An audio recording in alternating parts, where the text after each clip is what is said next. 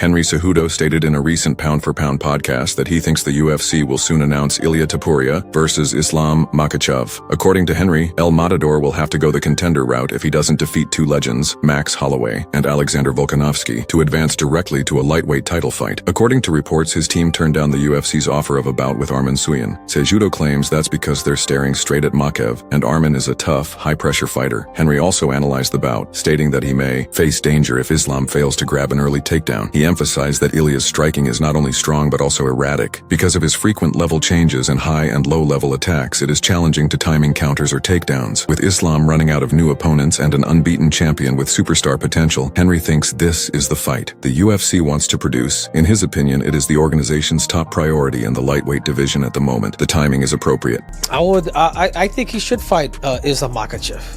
I really do. I think when you knock out two guys like that, two first ballot Hall of Famers, 100% does he deserve it. But if he doesn't, he's gonna have to go the number one contender route. But also notice too that they offered him Arman Tsarukyan, or they had mentioned Arman Tsarukyan. They denied it. You know what I'm saying? Because Arman's nitty gritty, man. You know what I'm saying? So they wanna take the chances of fighting Islam Makhachev and trying to defeat him.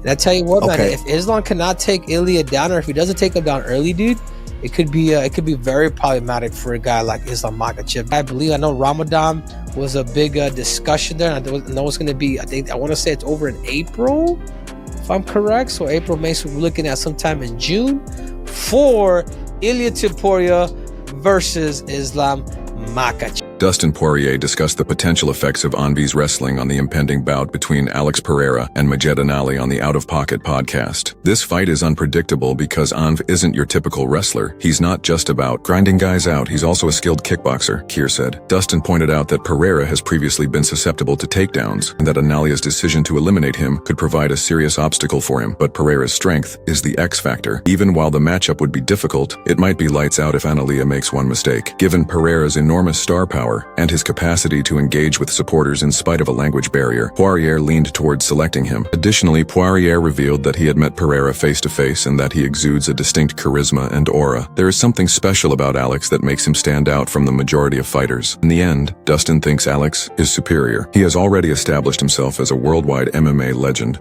regardless of the outcome of this bout. A different kind of wrestler he is. How much do we see Ankalaev on top of guys grinding out? He kickboxes, man. Yeah. He kickboxes with guys. It's I don't know how he's gonna fight. This is a mystery to me, and I'm a huge Pereira fan. I think it's unpredictable. I'm excited about this matchup because if this guy comes out and wrestles, we've seen Pereira being taken down.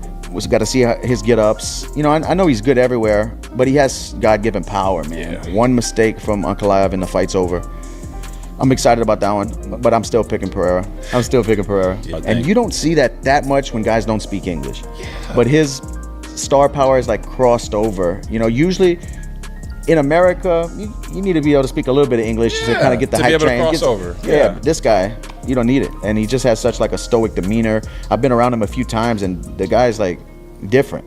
You know, he's different. What are your thoughts? Will the Dastani wrestling prove to be too strong for the Brazilian, or will Pereira's strength be too much for Anv? Please share your opinions in the comments section. After what was supposed to be a moderate workout turned into a full-on altercation in the gym, Jon Jones recently confronted his training partner for raising the tension too high during sparring. Russian heavyweight professional boxer Leonid Grev, one of Jones's main boxing sparring partners, talked about the incident that happened in their gym and how Jones handled it afterwards. Jones has often stated that one of his primary objectives is to retain good physical health, both during and after his fighting career, so it is not surprising that he is placing a high priority on avoiding injuries at this stage of his career. The heavyweight champion is now concentrating more on maintaining his health as he approaches the end of his illustrious career, and making sure that it ends as well it can. Jones has talked about sparring as well, saying that although he still believes it's important to keep timing before fights, he's growing more cautious in an effort to reduce the chance of injury, while still getting the most out of those training sessions. In a recent interview with the Russian channel Usha-TAA,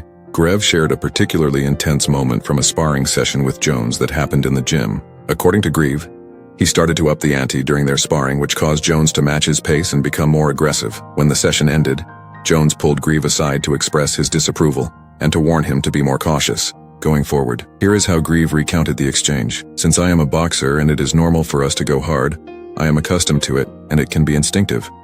so it was a heavy boxing session even if he usually doesn't like spar hard. He wasn't backing down, of course, so I started pushing hard. When we were done, I could tell by the look on his face that he was annoyed with me. He pulled me aside and told me, "Listen, you know that I don't need or like these types of sparring sessions here, be careful next time."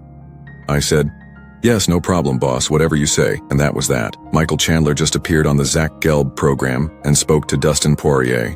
Chandler criticized Dustin's contentious in-fight tactics and responded to his harsh remarks by calling him a fake and a cheater. Chandler stated that he doesn't lose any sleep over Dustin's feelings for Parker, making it apparent that he doesn't give his comments much attention. He went on to say that he actually lives rent-free in Parker's mind, suggesting that Parker is the one who is impacted by the constant back and forth rather than him. I don't answer. I don't get any sleep when I consider Dustin Poirier's thoughts about me. Regretfully, he loses sleep over me and I live rent-free in his mind.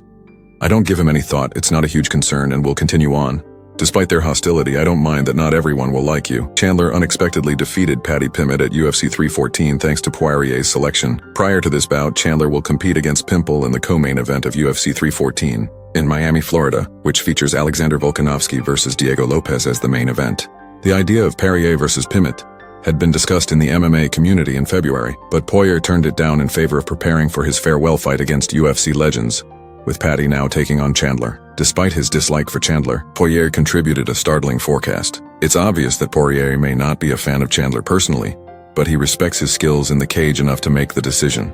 That's all from the MMA crazy. Poirier publicly backed him to win, saying that even though he's a Chandler all day, go heavy on the money. Please remember to subscribe for daily MMA news, music, and thank you for watching.